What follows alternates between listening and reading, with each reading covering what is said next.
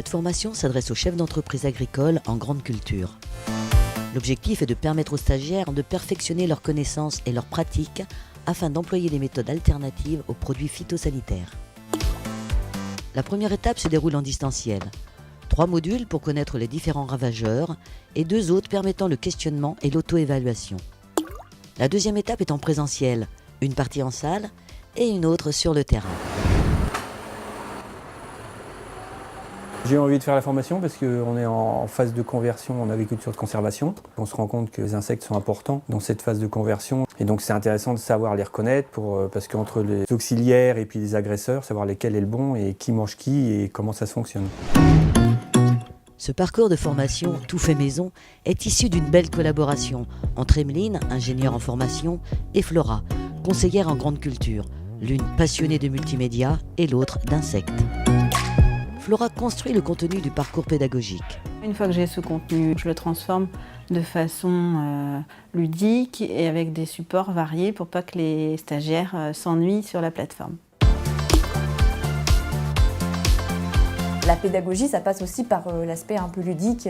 L'agriculteur, il n'est pas devant un pavé de textes et de cours le soir chez lui en rentrant, sinon il ne va pas suivre. Après les informations d'identifiants et autres, envoyées en PDF, la formation commence par un tutoriel. Toujours cliquer sur le titre, ravageur et auxiliaire. Il y a un enjeu d'arriver à faire venir la personne sur la plateforme. La cicadelle gagne depuis plusieurs années une zone géographique de plus en plus importante. La cicadelle adulte est un insecte sauteur de grande mobilité de 3,5 à 4,5 mm de long. Bon, ça cause pas beaucoup de dégâts ici, mais on peut en avoir, oui. Et une fois qu'il est dessus, il trouve ça sympa et il trouve rapidement et le contenu et en plus pour se tester, il y a des choses, des formes ludiques de se tester, quoi. Il y en a en rable là-dessus. C'est ça, oui, j'avais tout bon.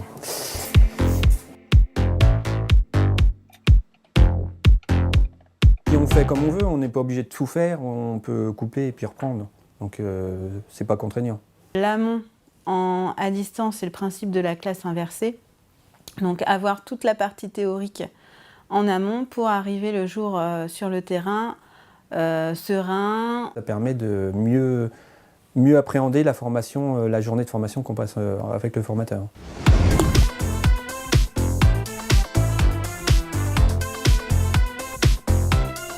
Alors donc la partie sur le terrain, ça se découpait en 2 phases. Une partie en salle où on a repris un peu de contenu parce qu'en fait on a essayé d'approfondir comment on observe, comment on évalue en fait les populations et de ravageurs et d'auxiliaires. Ensuite on est allé, j'avais posé des pièges en fait sur le terrain chez cet agriculteur.